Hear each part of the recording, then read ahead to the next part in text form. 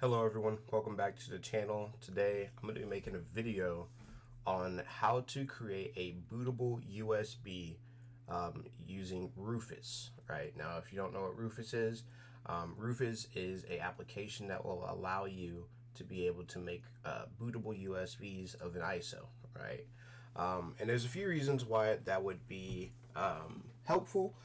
The main reason is if you have a computer or if you are just building a computer or whatever it may be, usually those don't have an operating system installed on them.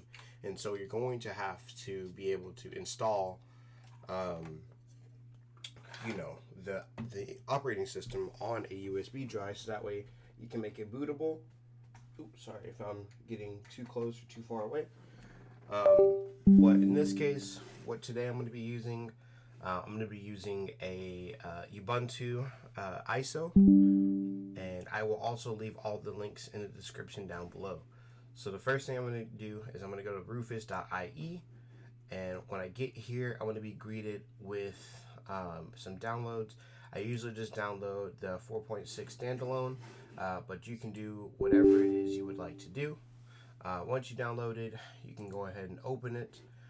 And then the first thing that comes up is it's going to ask you if you want to allow Rufus to check for updates online. I'm just going to go ahead and hit yes, so that way it just updates for me. And you want to make sure that your USB that you're going to make bootable is plugged into your computer. And the first thing is going to come up is your USB should be here in device. If not, I would double check to see if it's formatted properly in disk management. That can be a common thing, right? If it's not properly showing up.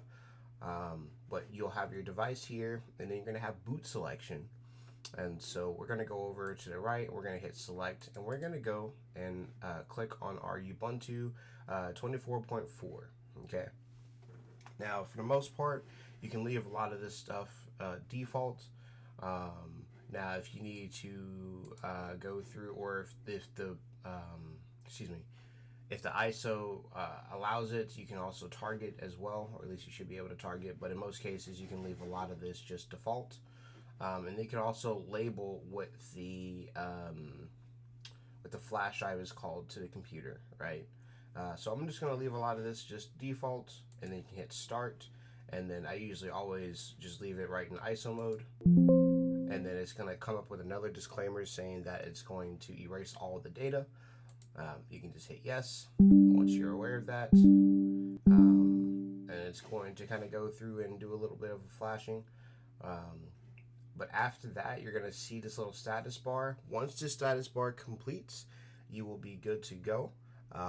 Now, outside of that, you're going to have to go through and look at your specific computer or your motherboard manual, depending on what it is, and they're going to give you a specific boot key. So whenever the computer turns on, usually there's going to be a key like F11, F10, F12, F8, whatever. And usually those will vary depending on the manufacturer of the computer or the motherboard. So you need to pay attention to that as well. But outside of that, this has been AJ. Thank you again for watching this video. If you do have any questions, you can leave them down below. I'll do my best to get back to them. Anyways, take care. Have a good rest of your day. Bye-bye.